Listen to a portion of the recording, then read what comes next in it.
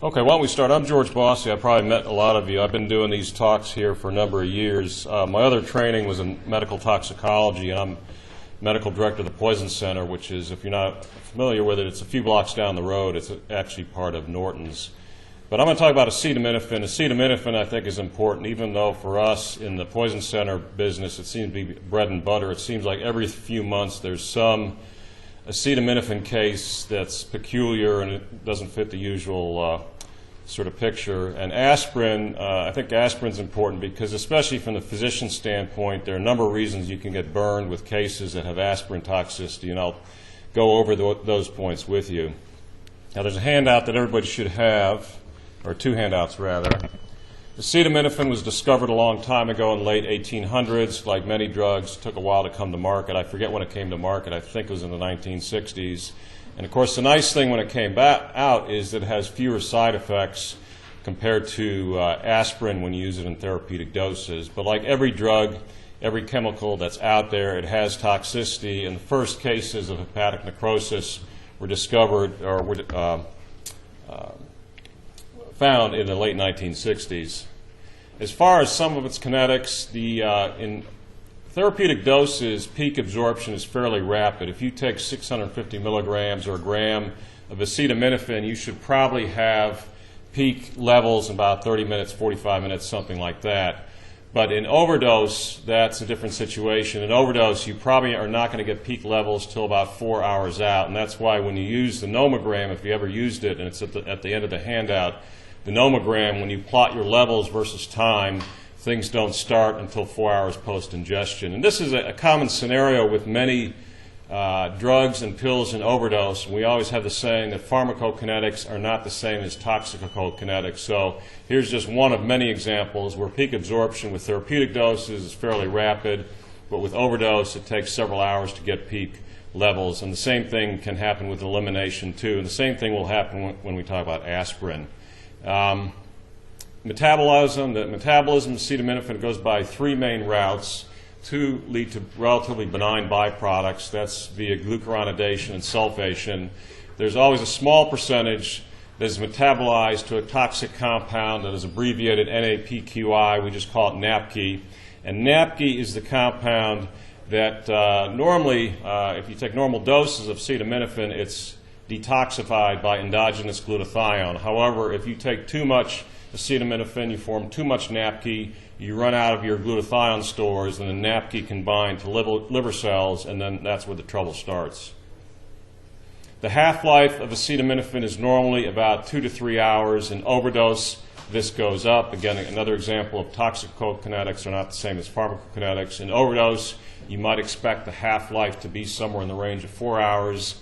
In the past, we used to, in some patients, get serial levels of acetaminophen, trying to see if their half-life is prolonged and then trying to figure out if they're toxic based on that.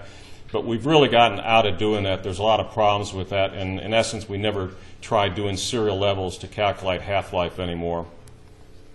As far as its pathology, it's mainly going to affect the liver. However, in some cases, you will see renal toxicity. In a lot of cases of renal toxicity, it's essentially going to be a case of a hepatorenal type syndrome, so you're going to see both. But you can also see just renal toxicity alone, although it's not very common. And it would be very rare, but there are some reported cases of myocardial and pancreatic damage.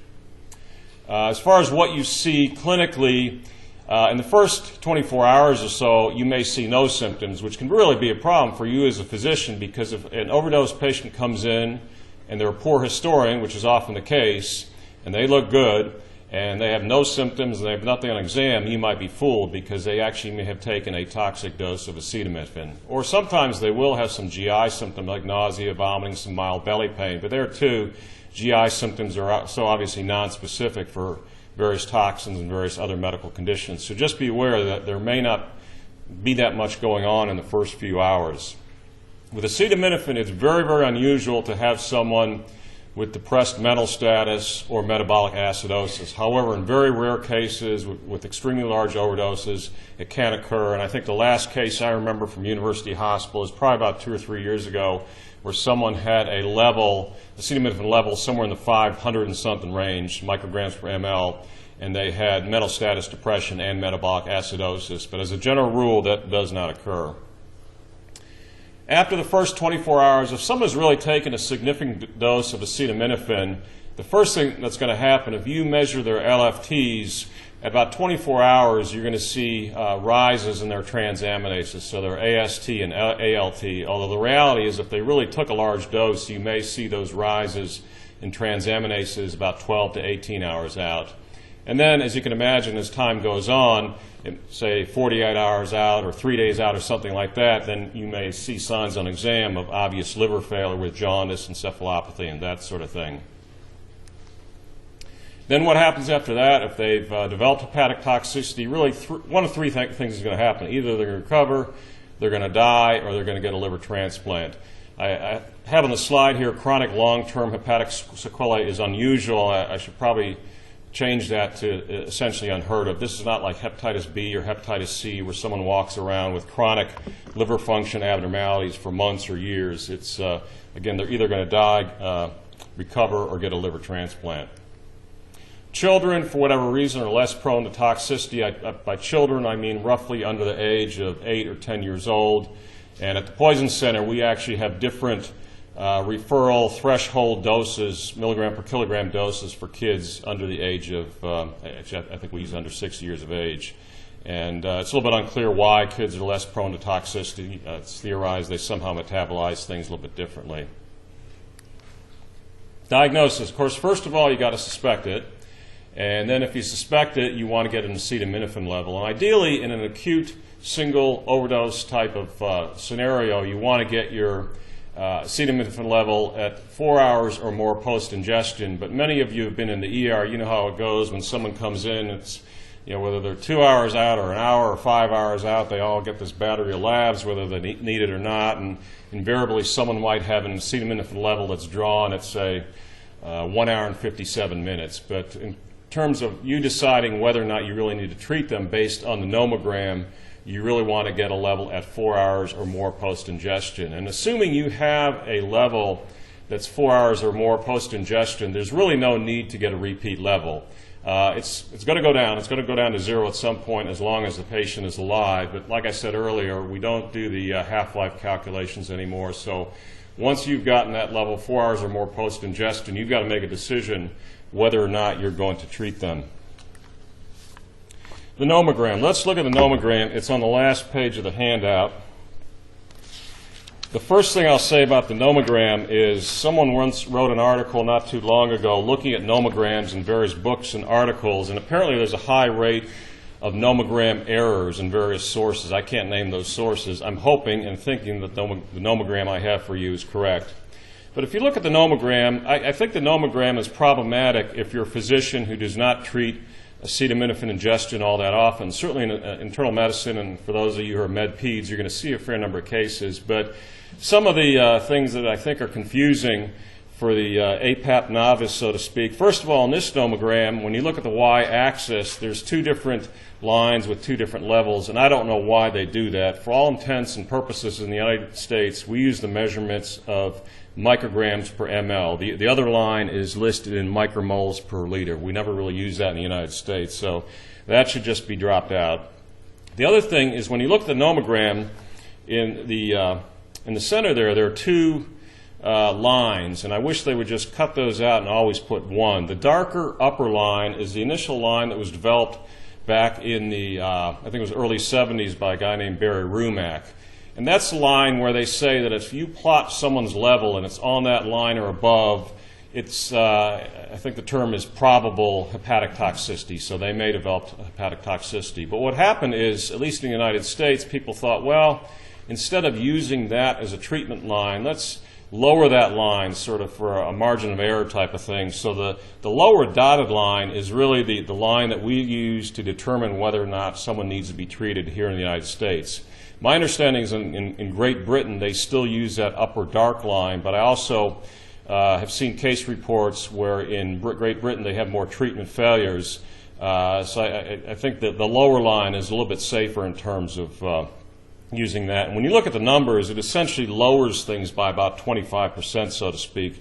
For example, if you use the upper line at 4 hours, the level to treat would be 200 micrograms per ml. However, the lower line, which is the one we use, the level at 4 hours there is 150 micrograms per ml. And as you notice, the nomogram only goes to 24 hours post-ingestion. And I'll talk a little bit more about what you do after that. But in any case, one question I'll get is, well, we've plotted this time versus level, and it's just barely below the line, or just barely above the line, or on the line. What do we do? And I usually just say, well, if you think it's on the line or above, and you think the history is reasonably accurate, go with it. If it's below the line, and if you think the history is reasonably accurate, go with it. I mean, at some point you got to decide what you're going to do, and that's what I usually do. The other thing that you'll notice is when you look at the level to treat, say at 24 hours or 22 hours out, it's not very high. So, for example, at 24 hours out, I think the treatment level is something like 4.5 micrograms per ml. So that brings up the point. Someone might say, well, gee, we got an acetaminophen level on a patient, and it's, they're a poor historian, and we don't really know what they did. And it's not very high. It's only 8.9 micrograms per ml. I think we'll just bag it and not treat them. Well, just remember that may be significant, especially if they've been, say, 23, 24 hours out, something like that. So that's another thing I'll mention about the nomogram. Acetaminophen is a toxic time bomb. I always say that with most, but not all toxins, but with most toxins, if someone's going to get signs and symptoms, it's usually in the sort of ER time frame of 4 to 6 hours, somewhere in that range. However, there's a list of about, 20 or probably more toxins. Some are very unusual, but some are very common, like acetaminophen, where things may not develop till, say, 12 hours out, 24 hours out, something like that. And I've actually got a separate talk on that, wrote an article on it once if you ever want to hear it. But it is a toxic time bomb. So just remember, if you have someone that come in, even if they're a poor historian, but if you think they overdosed and maybe they have some GI symptoms, maybe they have no symptoms, you would hate to miss acetaminophen toxicity. It's so easy to get a level, even in smaller hospitals in the United States. The antidote works so well. Just beware early on. You would hate to miss acetaminophen, and it's something you can really test for quite easily. Therapy, the main therapy that we use in the United States is N-acetylcysteine, or as we say, NAC. The trade name is Mucomyst. Mucomyst or NAC, I don't think anybody is really sure exactly how it works. The best explanation I've heard is it may work somehow as a glutathione substitute. As far as how well it works in terms of the time post-ingestion, it works well probably within the first 8 hours or so post-ingestion. After 8 hours or 8 to 24 hours, it still works pretty well, but the clock is really ticking after 8 hours or so. And this brings up the point, too, that if you have someone that comes in within the first 8 hours, and let's say they come in at, 3 hours out, and you think, well, sounds like they took a fair amount. What's a fair amount? Well, as a rough guide, in adults, we say greater than 10 grams is likely to be toxic. In a kid, we'd say greater than 150 milligrams per kilogram is likely to be toxic. And let's say they come in and they say, oh, I took 11 grams. On one hand, you might say, oh, gee, I believe their history. I'm really suspicious. I'm going to go ahead and fire up the Mucomyst and get them started. But another approach you can take is you could, you're 3 hours out. You could wait till a 4-hour time mark to get the level, realize that the lab won't come back till about 5 or 6 hours out. But as long as you get your treatment started within the 8-hour window, it probably really doesn't matter whether you do it at hour 1 or hour 7 or something like that. However, if someone comes in at, say, hour 9, a little bit late, and they say they took 15 grams, you might want to treat them empirically, get your level, and then you can stop it if it turns out to be below the treatment line. Now, intravenous NAC is something that came out in 2004 here in the United States. That's when it received FDA approval. It's been used for many, many years prior to that in Canada and essentially all the European countries. And does anybody know what halted things? What's the main thing people were worried about? Yeah, anaphylactoid type of reactions. With oral Mucomyst, it would be very, very unusual to have an anaphylactoid type of reaction, but with IV N-acetylcysteine, it does happen in a certain percentage of patients. And fortunately, since it's come out, I mean, I've seen a few in our ER here, but they were not serious. I was kind of worried when it first came out that we'd be hearing all these case reports around the country of people who died from severe anaphylaxis with wheezing and respiratory distress and hypotension and that sort of thing. But it's really sort of taken a hold. And I put down here 20-hour protocol. I should really say 21-hour protocol, but it's essentially 1 day in the hospital. And that's in comparison to the old oral NAC preparation, which the usual protocol there was you had to do a 72-hour course, which meant 3 days. And as you might imagine, this newer product, which goes under the trade name Acetaminophen, is quite a bit more expensive than the oral preparation. But yet when you factor in the hospital costs of 1 day versus 3 day, from an expense standpoint, it's a lot cheaper to do the 1 day course. And it's certainly much more convenient to do it through IV than PO.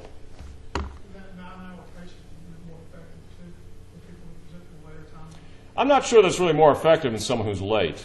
It would probably, probably be just, from the standpoint of effectiveness, it would probably be just the same as someone who's 9, 16 hours out, treating them IV versus PO. PO NAC, I used to have several slides on this. I don't say much about it anymore, although there are a few situations where I would use it. The dose, I'm not going to mention. What's the main side effect of PO NAC? A lot of you are already too young to remember. It tastes and smells terrible. It has a sulfur-like smell, and vomiting is a big problem. There are a lot of different tricks you can do if you really want to use this to try and get the stuff down, but it is very emetogenic, so to speak, if there's such a term. Now, I was mainly talking, when you talk about the nomogram, I was talking about acute, what we call acute single ingestion. So in other words, someone takes one bolus of pills at one time.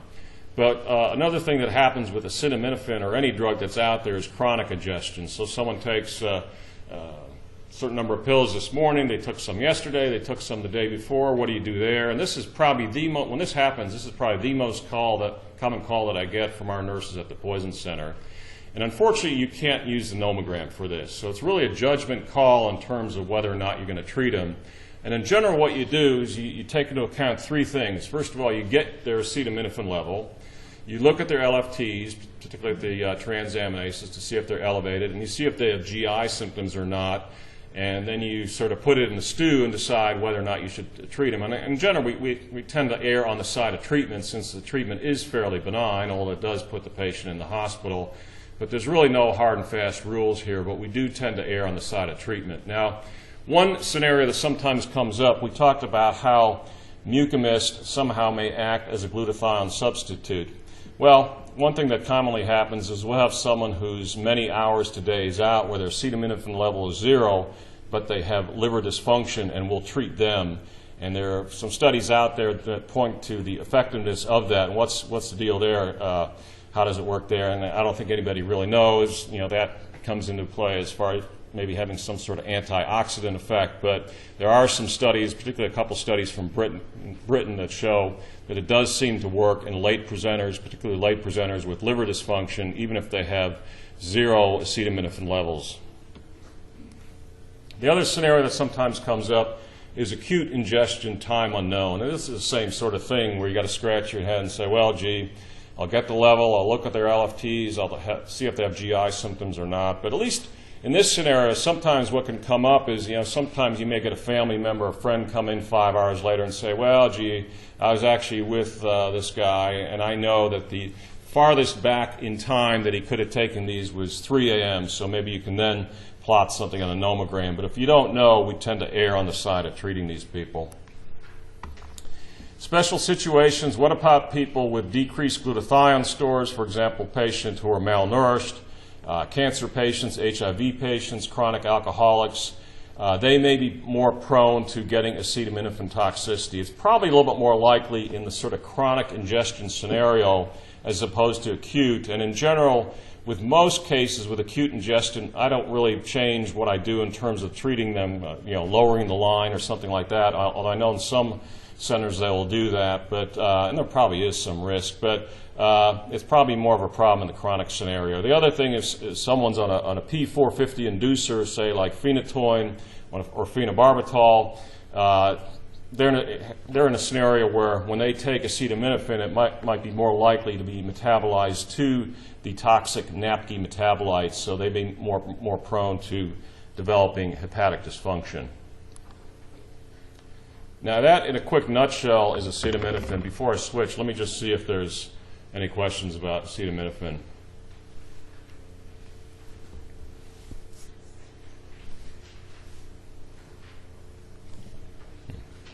For these borderline kind of patients, where you're kind of deciding, are there like bad side effects of giving NAC?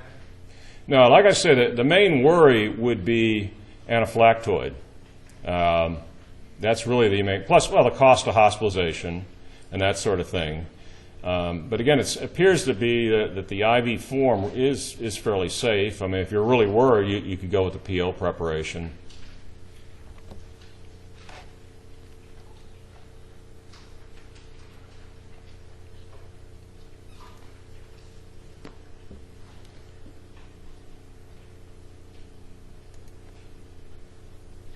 Okay, let's move on to salicylate.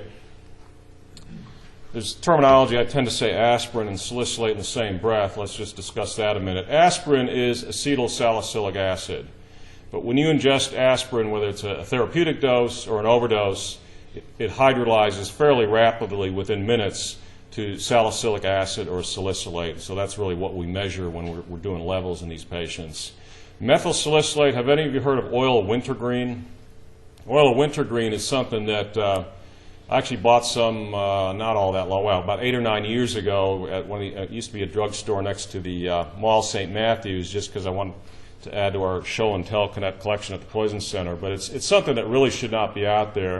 It has a nice smell to it. It smells like, what do you call it, spearmint, I guess. But it's a very, very concentrated form of salicylate, such that 1 teaspoon, as low as 1 teaspoon, could actually kill a very young child. And the only uses I know are sometimes surgeons will dab it on their mask if they're doing a colon case, and I guess maybe sometimes people use it for baking or making candies or that sort of thing. But it's one of many products that really should not be out there because it's a very, very concentrated form of salicylate. And actually, when I bought the bottle, I had it on my desk here at university for a while. It was full. And I got paranoid. I thought, well, you know, we get these crazy people in the ER. Someone will walk into the office in the evening and open this stuff up. So I emptied it out. But it still has a nice aroma to it if you take a whiff. Now, aspirin toxicity or salicylate toxicity, it's still around. We get quite a few cases of this. It's when acetaminophen came out, as you can guess, the incidence of salicylate toxicity went down, but still we get plenty of salicylate toxicity cases every year in the United States and worldwide. A lot of over-the-counter products have either aspirin or acetaminophen or both, and it can be very confusing because the public may not realize that aspirin or acetaminophen is in these products.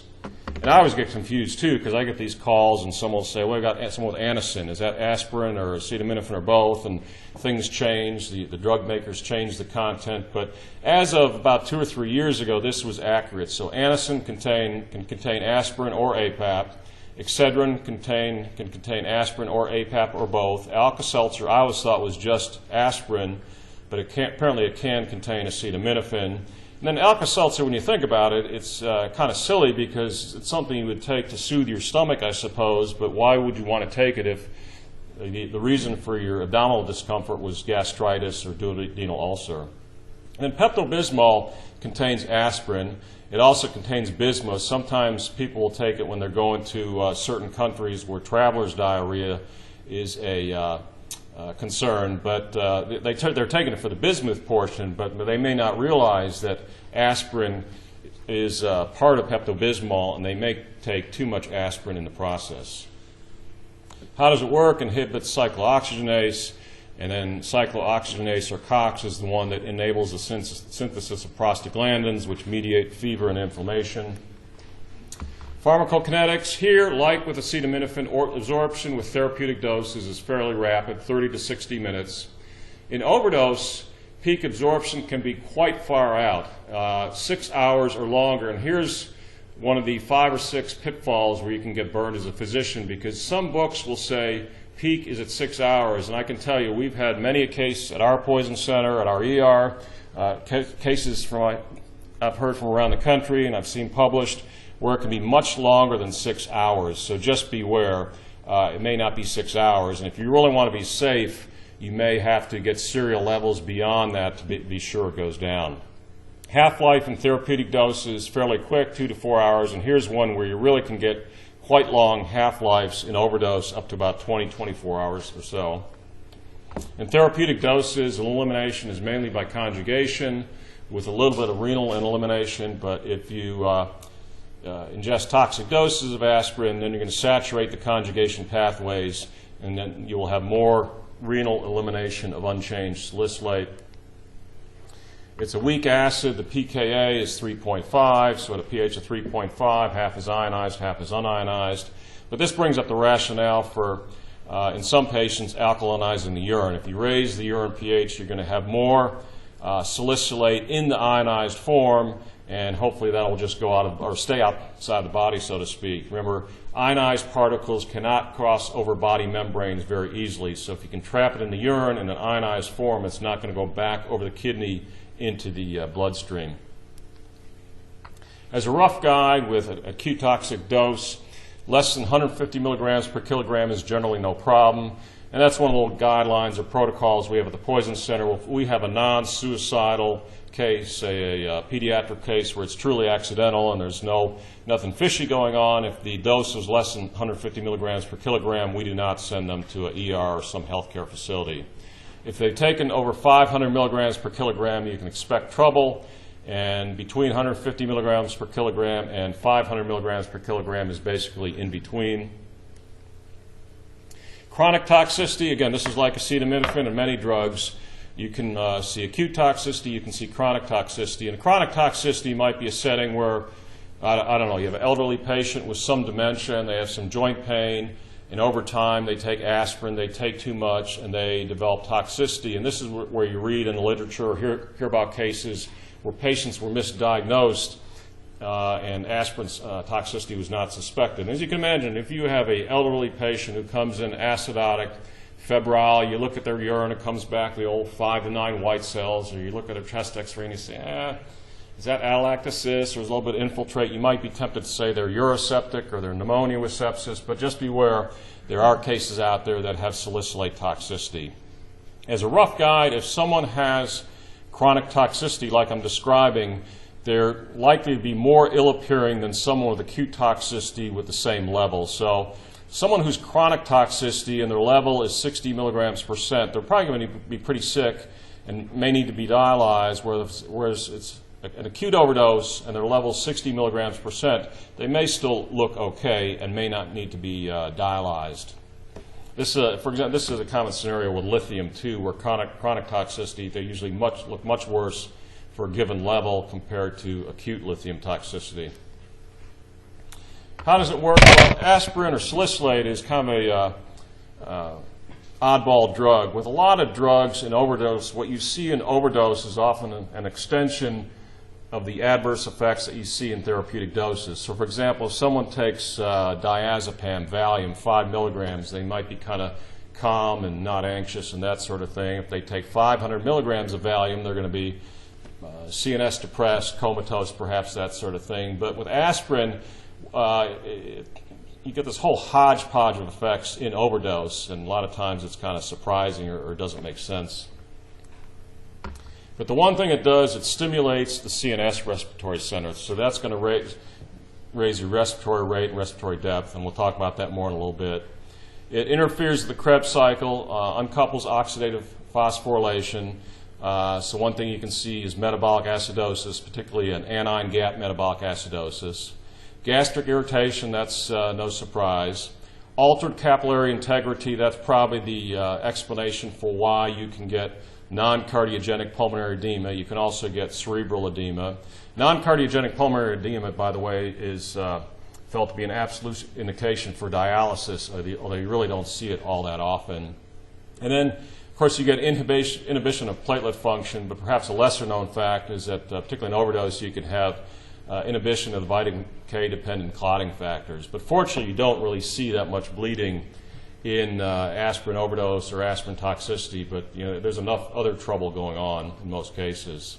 So acid-base-wise, you're going to see metabolic acidosis with the compensatory respiratory alkalosis, but then with this additional stimulant effect on the CNS, you may actually see pHs that are normal. I've seen a few slightly above normal, and you're going to see very low PCO2s, so just be aware of that. And there's a, I don't know if you ever heard of this, there's a article, I think it was Annals of Internal Medicine or Archives of Internal Medicine from the 1980s, published by some, their names were Narens and Emmett, and they talk about how if you have a compensated metabolic acidosis, let's say from sepsis, and you look at someone's blood gas as a rough guide, the number of the PCO2 should be about the same as the last two numbers of the pH. So you'd expect perhaps the pH might be 7.27 and the PCO2 might be 27 or 28 or something like that. On the other hand, if it's aspirin,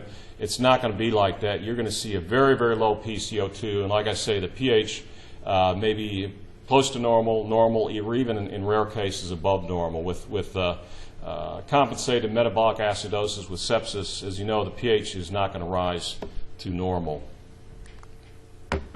CNS, one of the things that you see with salicylate toxicity, or you can see, is altered mental status.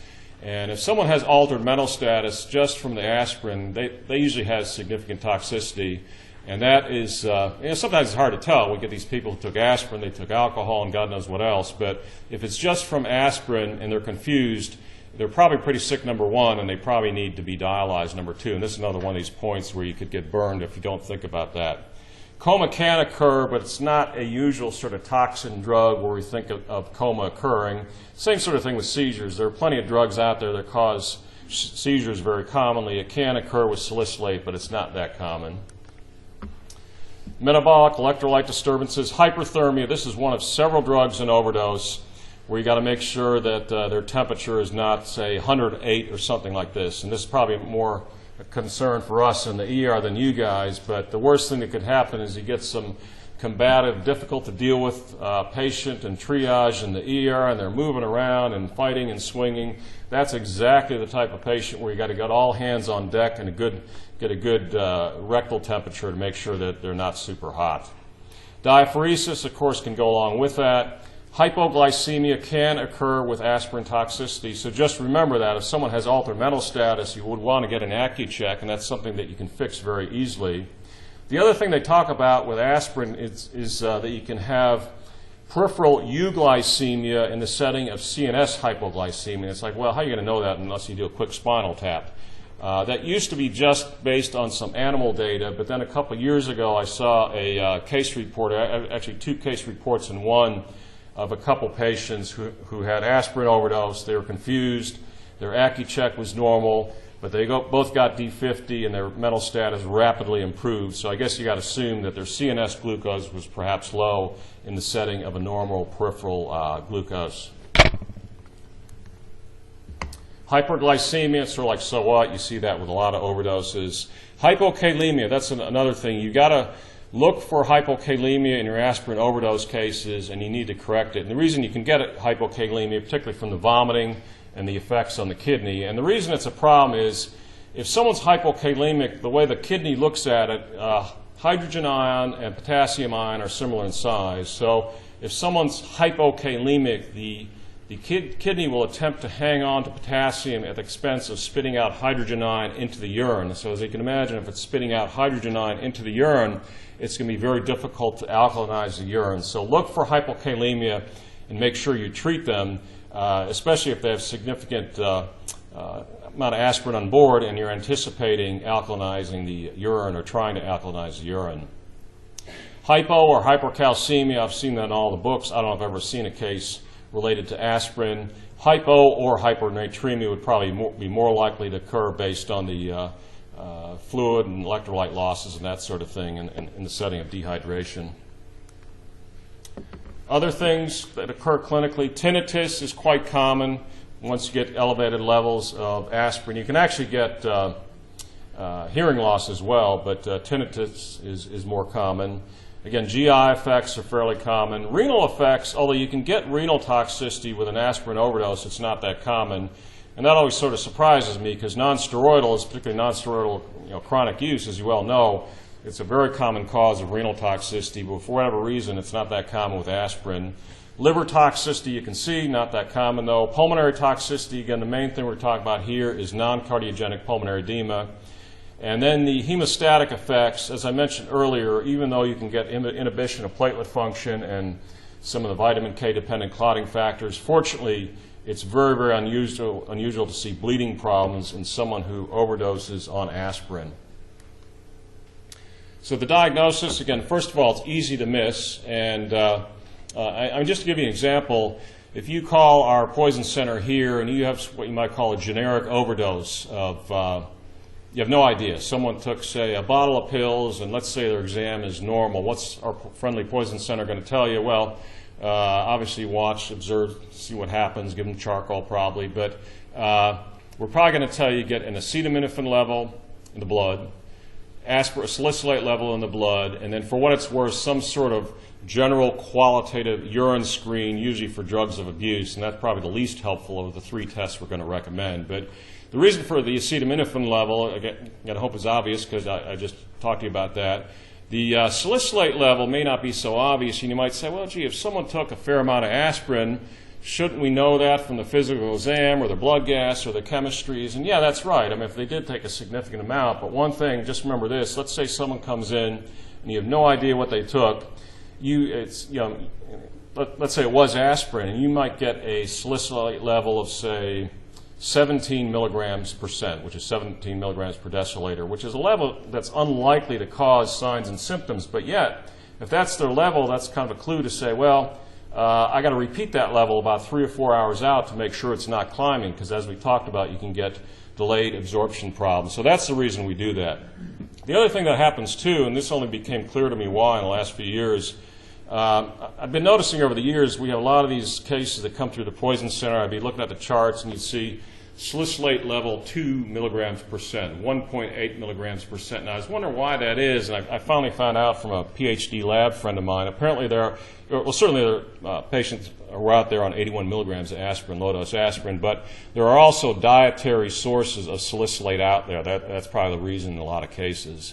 So that's another thing to consider when you get a level that's not stone cold zero. Therapeutic salicylate levels, we never really get levels when we're treating patients with salicylate. I don't know, I heard rumors sometimes maybe pediatricians do it in patients with juvenile rheumatoid arthritis. I don't know if you med-peds people maybe shout out if that's true or not, but they do say that therapeutic salicylate levels are somewhere in the range of 15 to 25 milligrams percent. But toxic levels, what's a toxic level? Well, like I mentioned earlier, it really depends on whether it's an acute overdose or a chronic overdose.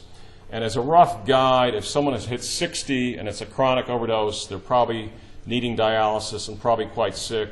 If they've reached about 90 or 100, they're probably, and it's an acute overdose, they're probably going to need dialysis and look quite sick.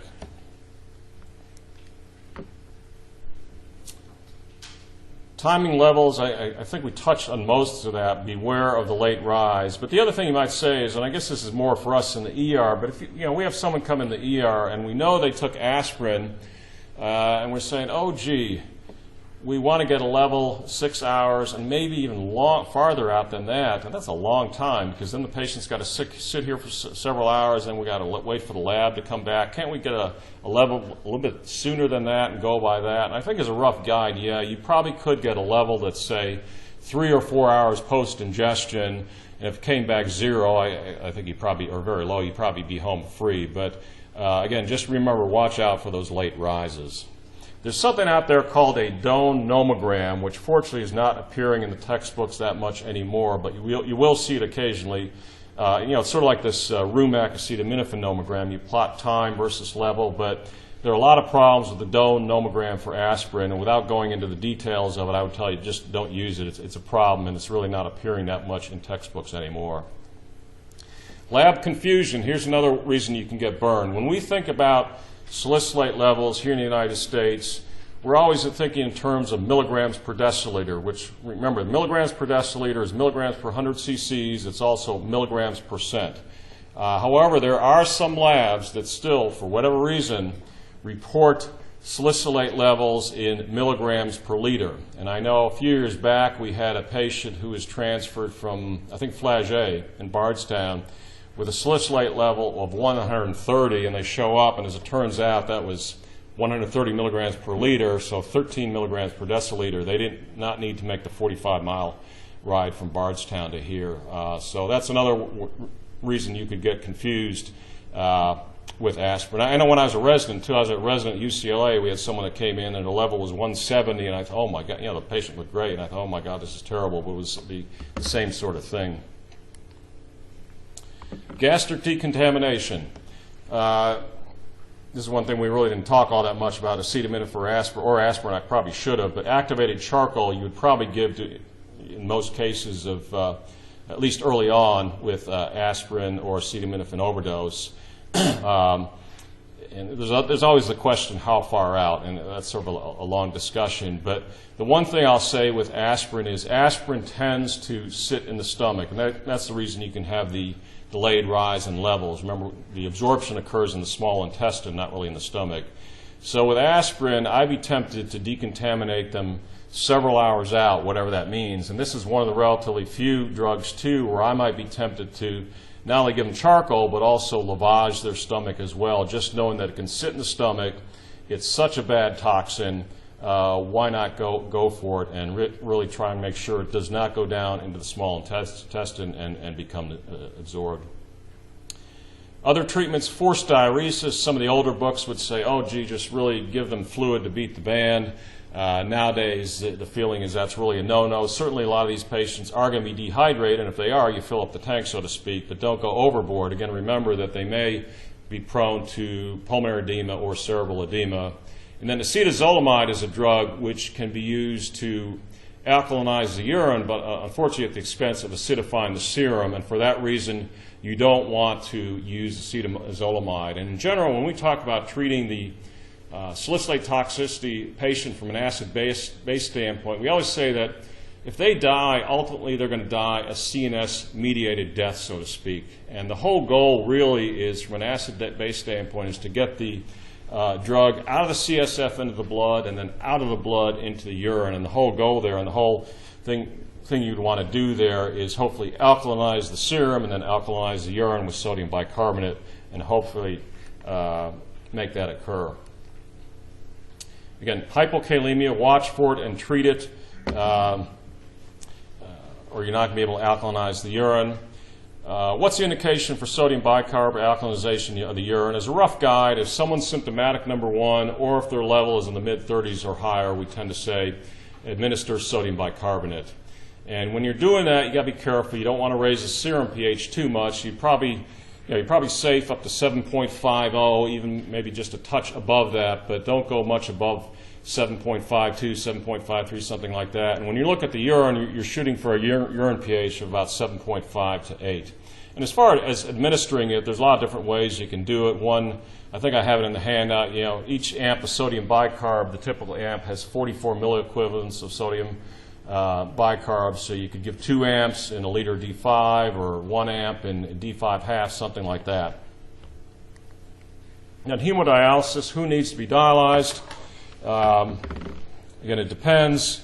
Roughly 60, somewhere in that land if it's chronic, 100 if it's acute, but don't go by the level alone. I've heard of cases where people really stuck to those levels that they saw in the book. Look at the patient, too.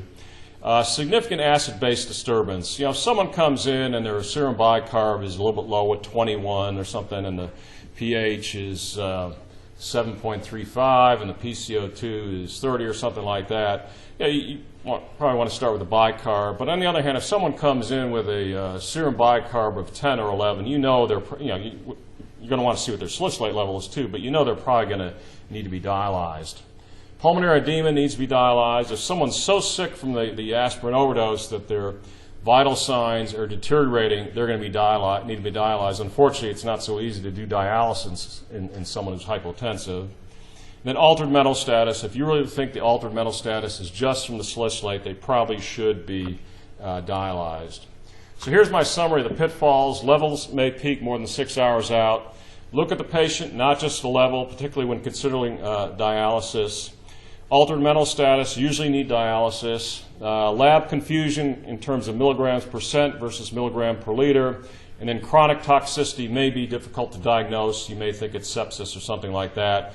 And here's just 2 examples of cases that I saw go sour, and I think this was 15 or 20 years ago at this hospital. One was a case, and I don't know the exact details, but one was a case of someone who came with an overdose late in the evening. Their level was in the mid-30s. I think they had tinnitus, and maybe their bicarb was a tad bit low, but it didn't really look all that sick. They got admitted, and then the next morning someone checked on them, and all of a sudden they're moribund. They got a level, it's in the 70s. They start dialysis. The patient dies while they're doing dialysis. And I guess the lesson there is just remember the levels may rise even after 6 hours. And then, when you're looking at these patients and doing serial levels, when you do the serial levels, you'd probably want to do the serial levels, say, every 3 or 4 hours out. Plus, you want to have some concomitant measure of what their acid-base status is. And the easy way to do that is with your BMP, basic metabolic panel. Look at the bicarb, look at the anion gap. You might say, well, what about a blood gas? That's fine. And if someone's really sick, they need a blood gas. But, I don't know. I've never had a blood gas done on myself in my life. I've had certainly plenty of venous sticks, but I'd much rather have a venous stick done on myself than arterial blood gas. So if someone's not that sick, the BMP is a great way for looking at the acid-base status. And then another case I just vaguely remember was someone who took aspirin, and this is again many, many years ago, and they were altered mental status, tachycardic in the 130s, hyperventilating, and their level was around 70. And for whatever reason, the nephrologist didn't want to dialyze because they thought, well, a level of 70, it's not that high, and that's a patient who expired. So again, not just the level, look at the patient. And in any case, I'll stop here. Again, aspirin is just a disaster. There's so many different bad things that can happen.